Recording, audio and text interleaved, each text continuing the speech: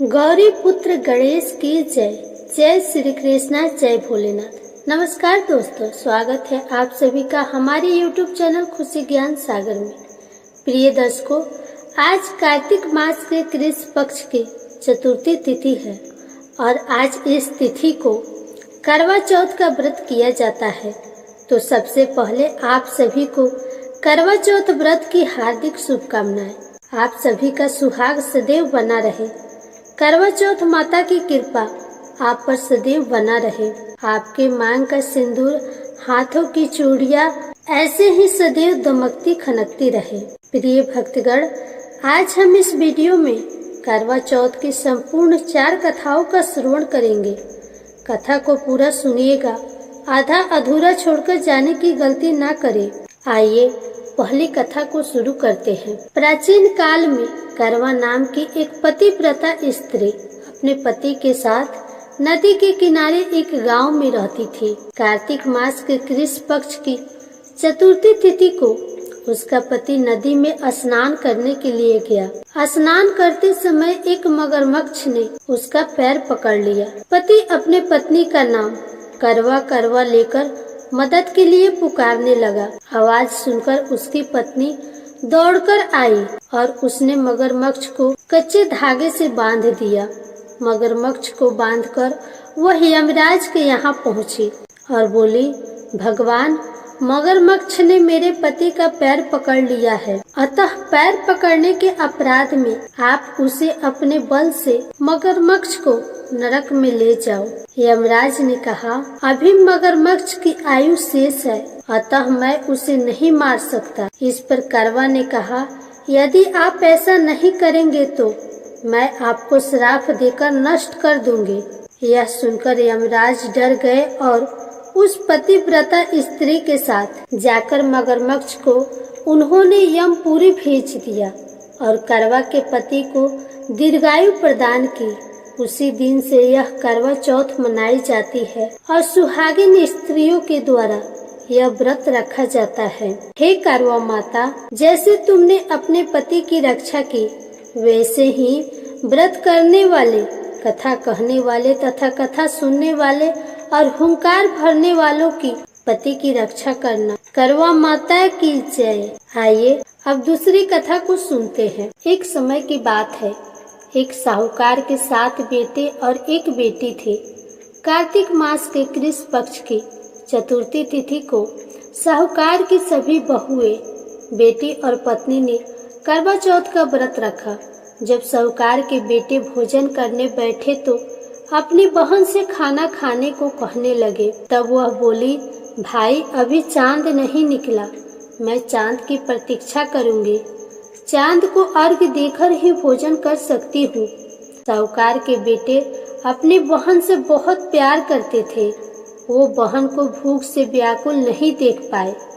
उन्होंने नगर के पास की पहाड़ी पर एक दीपक जलाया और उसे चलने के आगे रखकर बहन से कह दिया, बहन, चांद निकल आया, अब तुम अपना व्रत खोल सकती हो। साहूकार की बेटी अपनी भाभियों से कहने लगी, भाभी, चांद निकल आया, चलो अर्घ्य देकर भोजन कर लेते हैं। भी भाभियाँ बोली, नहीं बाई जी, ये तो आपका चांद है, हमारा चांद निकलने में अभी समय है। भूख से व्याकुल वो अर्घ्य देकर भोजन करने बैठ गई। जैसे ही पहला निवाला खाने लगी तो उसे छींक आ गई। दूसरा निवाला खाने लगी तो उसमें बाल आ गया। जैसे ही तीसरा निवाला तोड़ी तो ससुराल से बुलावा आ गया। पति बीमार है, जैसे भी हालत में हो तुरंत पहुंचो। उसकी माँ उसे विदा करने के लिए बक्से में से कपड़े निकालने लगी। बार बार बक्से में से काले और सफेद कपड़े निकलने लगे। तब माँ घबरा गई और बेटी से बोली, बेटी, रास्ते में जो भी छोटा बड़ा मिले उसके पैर छूती जाना और जो कोई भी गुड़ सुहागन होने का आशीर्वाद दे तो वहीं अपने पल्ले में गांठ बांध लेना। बेटी बोली, ठीक है माँ, ऐसा कहकर वह अपने ससुराल की ओर चल पड़ी। चलते चलते रास्ते में उसे जो कोई भी मिलता वो उन सब के पैर छूती गई। सभी ने उसे खुश रहो, सुखी रहो, पीहर का सुख देखो, इस तरह के आशीर्वाद दिया। ऐसे ही वो चलते चलते अपने ससुराल पहुंच गई। ससुराल के आंगन में उसकी छोटी ननद खेल रही थी। जब उसके पैर छुए तो वो आशीर्वाद दिया, सदा सौभाग्यवती रहो, पुत्रवती हो। ऐसा सुनते ही उसने अपने पल्ले पर गांठ बांध दी और अंदर गई।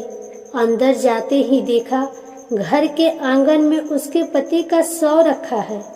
उसे ले जाने की तैयारी हो रही है। वह बहुत रोई। जैसे ही उसके पति को ले जाने लगे वो रोते हुए बोली, मैं इन्हें कहीं नहीं ले जाने दूंगी। जब कोई नहीं माना तो साथ जाने की जिद करने लगी। उसकी जिद के आगे हारकर सबने कहा, ले चलो इसे साथ में। वो साथ साथ शमशान भी चली गई। अंतिम संस्कार का समय हुआ तो बोली, मैं इन्हें नहीं जलाने दूंगी। ये देखकर सब कहने लगे, पहले तो अपने पति को खा गई, अब उसकी मृत्यु भी खराब कर रही है। वो नहीं मानी, अपने पति को लेकर बैठ गई और रोने लगी। ये देखकर सभी बड़ों ने निर्णय लिया कि इसे यहीं एक झोपड़ी डलवा दो। वो उस झोपड़ी में अपने पति को लेकर रहने लगी। पति की साफ सफाई करती, उसके पास बैठी रहती। दिन में 2 बार उसकी छोटी ननद खाना देने आती थी। वो हर चौथ का व्रत करती, चांद को अर्घ्य देती और चौथ माता की कहानी सुनती। जब चौथ माता प्रकट होती और कहती, करवा ले भाइयों की प्यारी करवा ले, घड़ी फुखारी करवा ले, वो उन चौथ माता से अपने पति के प्राण मांगती। लेकिन चौथ माता कहती, हमसे बड़ी चौथ माता आएंगी, तब उनसे अपने पति के प्राण मांगना। एक एक करके सभी चौथे आए, सभी चौथ माता आई और यही कहकर चली गई। अब आश्विन की चौथ माता आई और बोली, तुझसे कार्तिक की बड़ी चौथ माता नाराज है, वही तेरा सुहाग तुझे लौटाएंगे, तो उनके पैर मत छोड़ना और सुहाग का 16 श्रृंगार का सामान तैयार कर लेना। जब कार्तिक की चौथ करवा चौथ आई तो उसने अपनी छोटी ननद से 16 श्रृंगार का सामान मंगवाया। जब सास को पता चला तो वह बोली, पागल हो गई है जो यह मंगवाती है, दे आओ। साहूकार की बेटी ने करवा चौथ का व्रत रखा, चांद को अर्घ्य दिया और ज्योति जलाई। जब करवा माता प्रकट हुई तो बोली, करवो ले भाइयों की प्यारी करवो ले, दिन दुखारी करवो ले, भूखमारी करवो ले, दिन में चांद उगाने वाली करवो ले। उसने उनके पैर पकड़ लिए और बोली, माता मुझे मेरा सुहाग वापस करो। तब चौथ माता बोली, तू तो बहुत भूखी है, 7 भाइयों की प्यारी बहन है, सुहाग का तेरे लिए क्या काम। वो बोली, नहीं माता, मैं आपके पैर तब तक नहीं छोड़ूंगी जब तक आप मेरा सुहाग वापस नहीं करते। तब चौथ माता ने एक एक करके सुहाग का सामान मांगा। उसने सुहाग का सारा सामान चौथ माता को दे दी। तब चौथ माता ने अपनी आंख से काजल निकाला, नाखूनों से मेहंदी निकाली, मांग से सिंदूर निकाला और उसे करवों में घोर कर छोटी उंगली का छींटा दिया। इससे उसका पति जीवित हो उठा। चौथ माता जाते जाते उसकी झोपड़ी पर लात मार गई, जिससे उसकी झोपड़ी महल बन गई और उसका पति जीवित हो गया। जब छोटी ननद खाना लेके आई तो देखा भाभी की झोपड़ी की जगह महल खड़ी है। वह दौड़ी दौड़ी छोटी ननद के पास आई और बोली, बाईसा, आपका भाई वापस आ गया, जाओ और सासू जी से कहो गाजे बाजे के साथ हमें लेने आए। छोटी ननद दौड़ी दौड़ी माँ के पास गई और बोली, माँ, भाई जिंदा हो गया। माँ बोली, भाभी के साथ तेरा भी दिमाग खराब हो गया है। वो बोली, नहीं माँ, मैंने देखा है, सच में भाई जिंदा हो गए हैं। सभी घर वाले गाजे बाजे के साथ अपने बेटे को लेने पहुँचे। बेटे को जिंदा देखकर सास बहू के पैर छूने लगी और बहू सास के पैर छूने लगी। बहू बोली, माता जी देखो, आपका बेटा वापस आ गए। सास बोली, मैंने तो इस बेटे को साल भर पहले ही भेज दिया था, ये तो तेरे भाग्य से वापस आया है। हे चौथ माता, जैसा दुख पहले साहूकार के बेटी को दिया वैसा किसी को भी मत देना, और जैसे बाद में आपने उसे सुहाग का वरदान दिया वैसा वरदान सबको देना। व्रत करने वाले, कथा सुनने वाले तथा कथा कहने वाले सबका जय हो। जय हो करवा माता की। इस प्रकार करवा चौथ व्रत की दूसरी कथा संपन्न हुई। अब आइए करवा चौथ की तीसरी कथा सुनते हैं। एक ब्राह्मण परिवार में 7 बहुएं थी।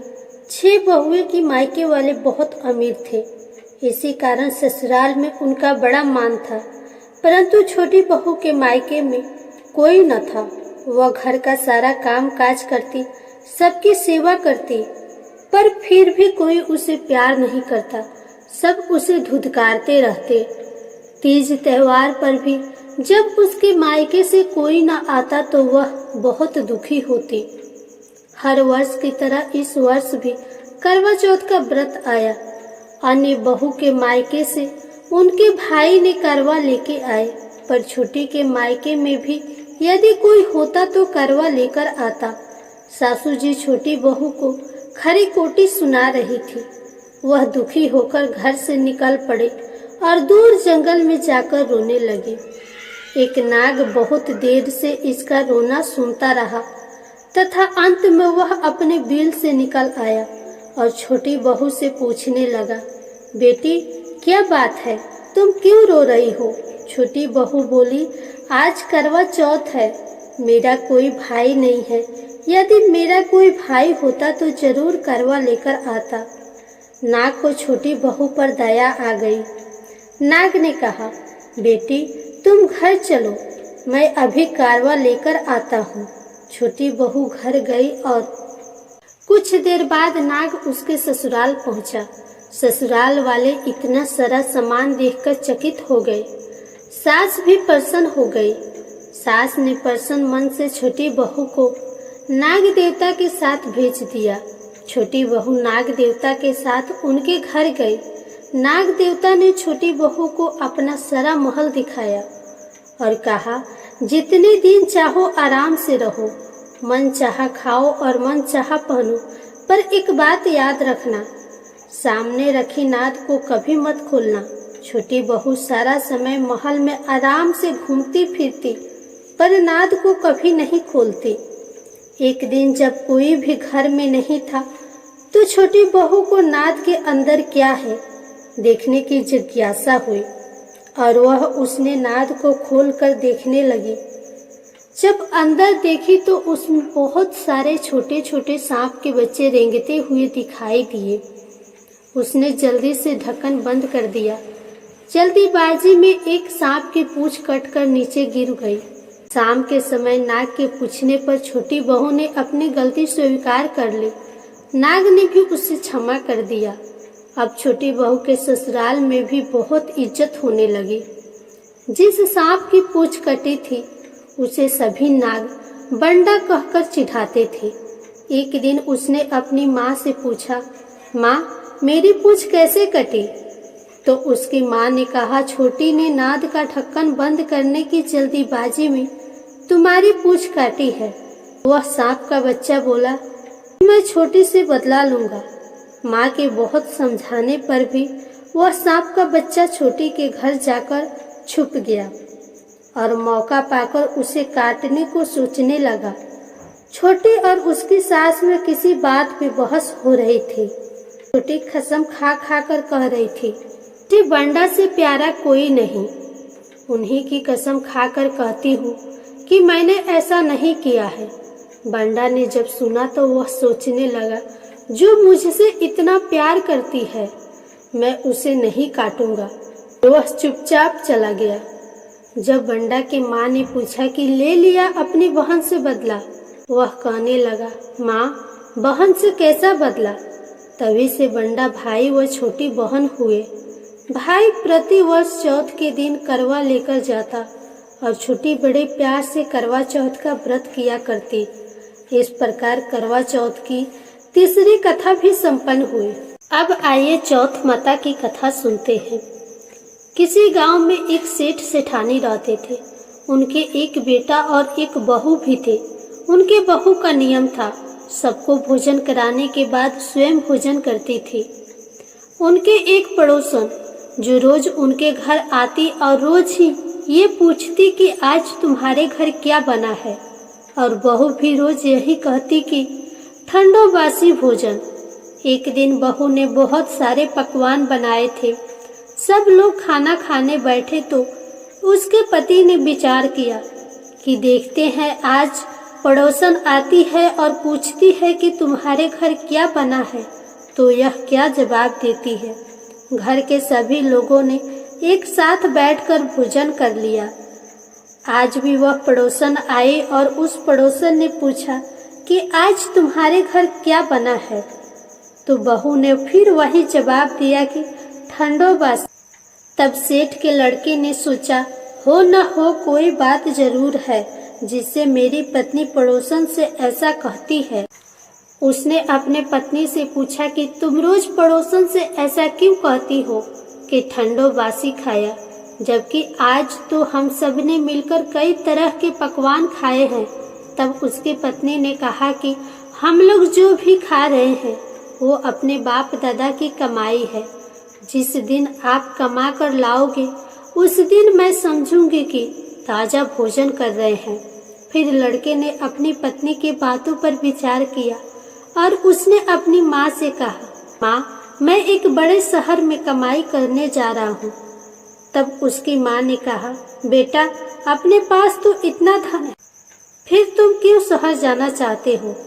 माँ के मना करने पर भी बेटे ने स्वयं कमाने का दृढ़ निश्चय कर लिया और जाते समय पत्नी से कहा कि मैं जब तक कमाकर बहुत सा धन ना लेके आऊं, तुम चूल्हे की आग मत बुझने देना। एक दिन चूल्हे की आग बुझ गई तो वह मन ही मन घबराने लगी, कहीं मेरे पति किसी संकट में तो नहीं है। जल्दी से पड़ोस में आग लाकर चूल्हे में रख दूं। ऐसा विचार करके बहू पड़ोस में गई। वहां पड़ोसन चौथ माता का व्रत पूजन कर रही थी। पड़ोसन ने कहा, थोड़ी देर में आकर आग ले जाना। तब बहू ने पड़ोसन से पूछा कि आप क्या कर रही हैं? तब पड़ोसन ने कहा, मैं चौथ माता का व्रत कर रही हूँ। बहू ने कहा, आप ये व्रत क्यों करती हैं? इससे क्या मिलता है? तब पड़ोसन ने बहू को बताया, चौथ माता के इस व्रत को करने से अन्न लक्ष्मी मिलती है और अपनी सभी मनोकामनाएं पूरी हो जाती है। पड़ोसन की ये बातें सुनकर बहू का भी मन हुआ कि वह भी चौथ माता का व्रत करे। अब बहू भी चौथ माता की व्रत करने लगी। दीवार पर चौथ माता बनाई और चौथ माता के व्रत के दिन गुड़ का चूरमा बनाकर रात को चंद्रमा को अर्घ्य देकर भोजन करने लगी। ऐसा करते करते बहुत दिन हो गए। चौथ माता ने उस बहू के पति को स्वप्न दिया कि साहूकार का बेटा, तू जागे कि सोवे, तेरी पत्नी तुझे याद कर रही है, घर जाकर उसकी चिंता मिटा। तब साहूकार के बेटे ने कहा कि मैं अभी कैसे जा सकता हूँ, अभी तो मेरा हिसाब किताब बाकी है। एक बार हिसाब किताब चुकता हो जाए तो मैं जाऊंगा। तब माता ने कहा, तू दुकान खोलकर बैठ जा, तेरा हिसाब किताब चुकता हो जाएगा। अब चौथ माता ने जैसा कहा था वैसा ही हुआ। उसने जाने की तैयारी की और गाड़ी भर के धन दौलत लेकर चल दिया। रास्ते में एक बड़ा सा काला नाग फन फैलाए बैठ गया और साहूकार के लड़के से कहने लगा, आज तो मैं तुझे छोड़ूंगा नहीं, आज तेरी आयु पूरी हो गई। तब सेठ के लड़के ने कहा, आज चौथ माता ने मुझे सपना दिया है तो मैं अपनी पत्नी से मिलने अपने घर जा रहा हूँ। वहाँ मेरी पत्नी बहुत चिंता कर रही है। मैं उससे मिलकर जरूर आऊँगा। तब नाग ने कहा, तुम शपथ पूर्वक कह के जाओ तो मैं तुम्हें जाने दूंगा, परंतु तुम नहीं आए तो मैं तुम्हारे घर आकर तुम्हें डस लूंगा। इस प्रकार सर्प को वचन देकर वह अपने घर आ गया। वहाँ सभी ने हंसी खुशी उसका स्वागत किया और सब लोग भोजन करने बैठ गए। साहूकार का लड़का बहुत उदास था तो उसकी पत्नी ने पूछा, क्या हुआ, आप इतना उदास क्यों हो रहे हैं?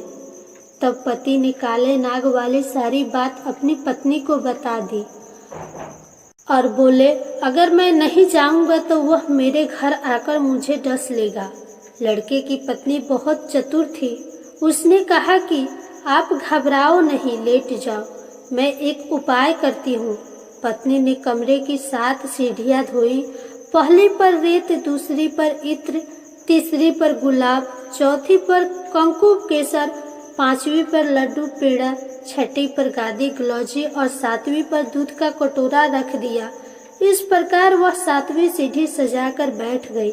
आधी रात होते ही नाग आकर सीढ़ियों पर चढ़ने लगा। पहले सीढ़ी पर रेत में लेट गया और कहने लगा, सेठ की बहू ने आराम तो बहुत दिया, पर वचनों से बद होकर आया हूँ तो मैं उस लड़के को डसूंगा अवश्य। इस प्रकार 7 सीढ़ियों पर नाग आराम करता हुआ और कहता हुआ कि डसूंगा जरूर।